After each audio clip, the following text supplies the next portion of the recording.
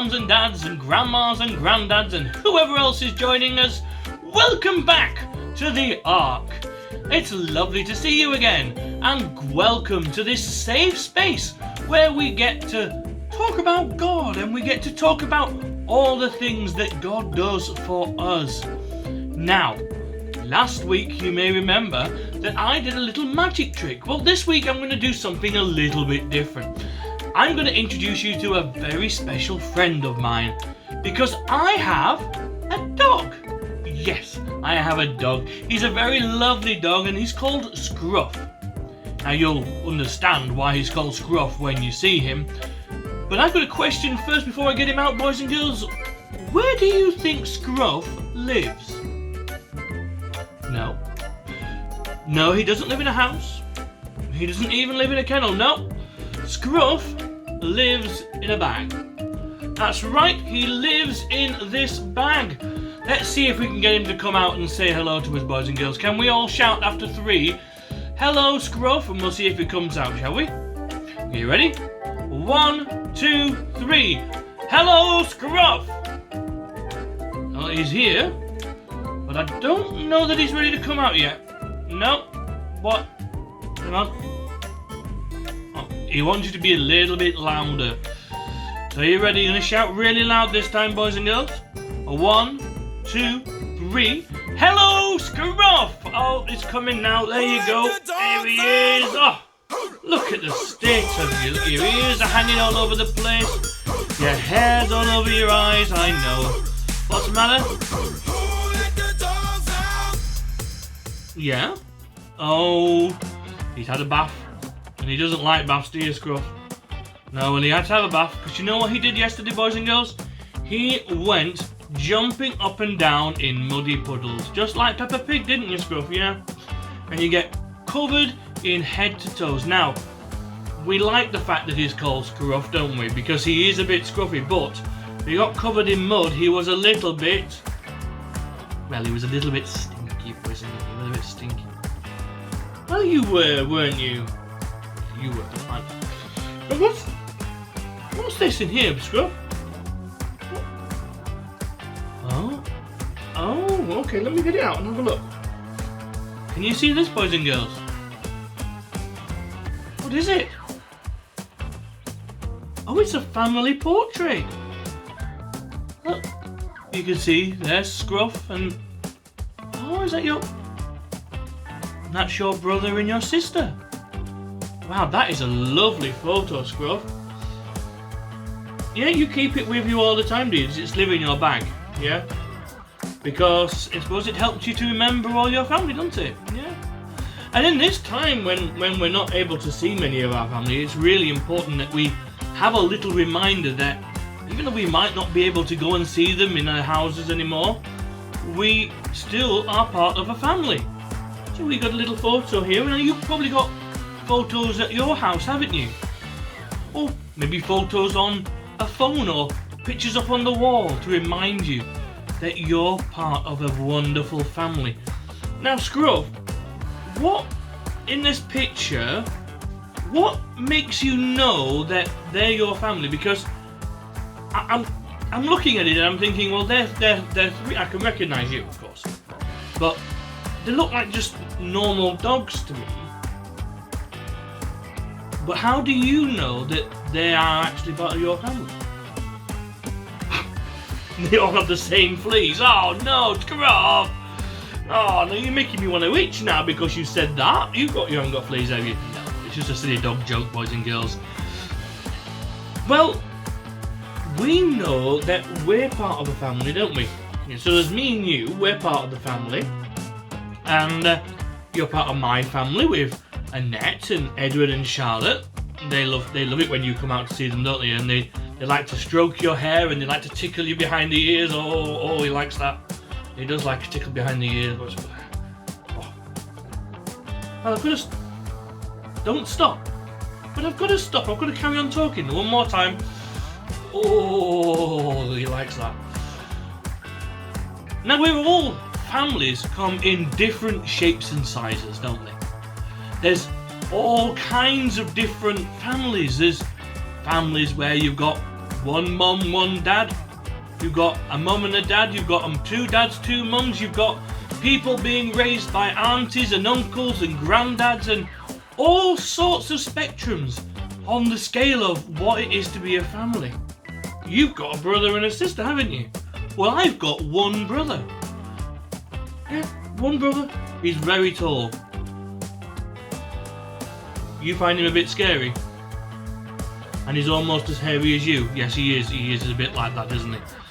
But we're also part of a bigger family. Yeah.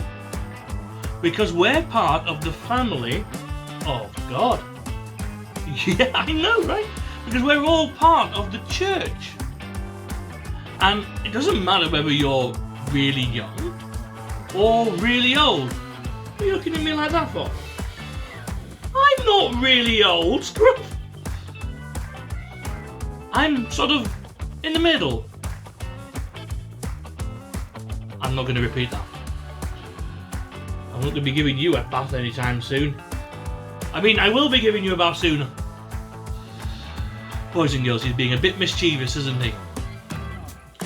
So, we're all part of a family of God. Now, there's a verse in the Bible,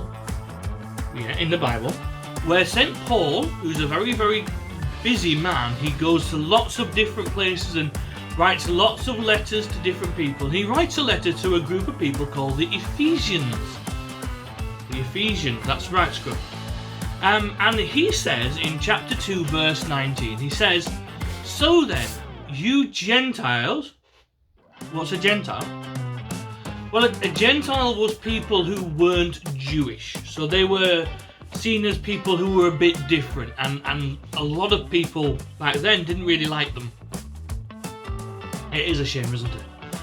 Well, so St. Paul says, you Gentiles, so you people that are not very well liked and not very well looked after, you are not foreigners or strangers any longer. Yes, good news, isn't it? You are now citizens together with God's people and members of the family of God. Yeah. So even these Gentiles who people didn't really like were part of the same family. Whether they were rich or poor, whether they are black or white or whatever background they come from, whatever background we come from, they're all part of the same family. Isn't that a nice thing, Scruff? Yeah, it is, isn't it? So we give thanks to God for making us part of our family. So we just say a little prayer. Yeah, we're going to say a little prayer. Okay, let's close our eyes and say a prayer. Loving God, we thank you that we are part of your family and that we are all brothers and sisters and loved by you equally. Well, we thank you and we ask that you help us to look at other people and see what you see. And may we, in all that we do, show them that they are part of our family too.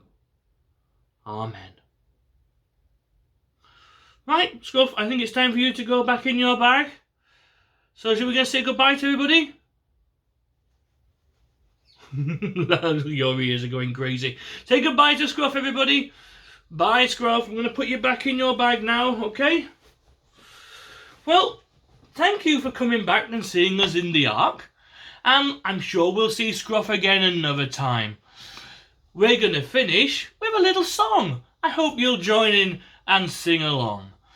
Until next time, we'll see you later in the Ark. Bye-bye.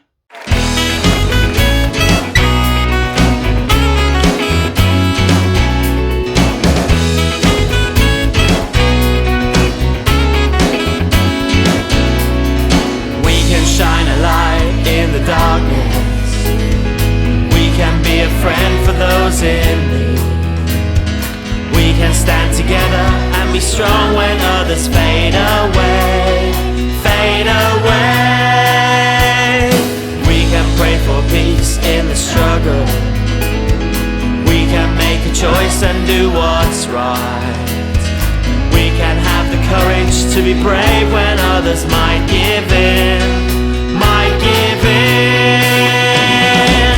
We're God's amazing children, learning from the past, looking to the future. Whoa, whoa, we're God's amazing children, born to change the world, living for the King.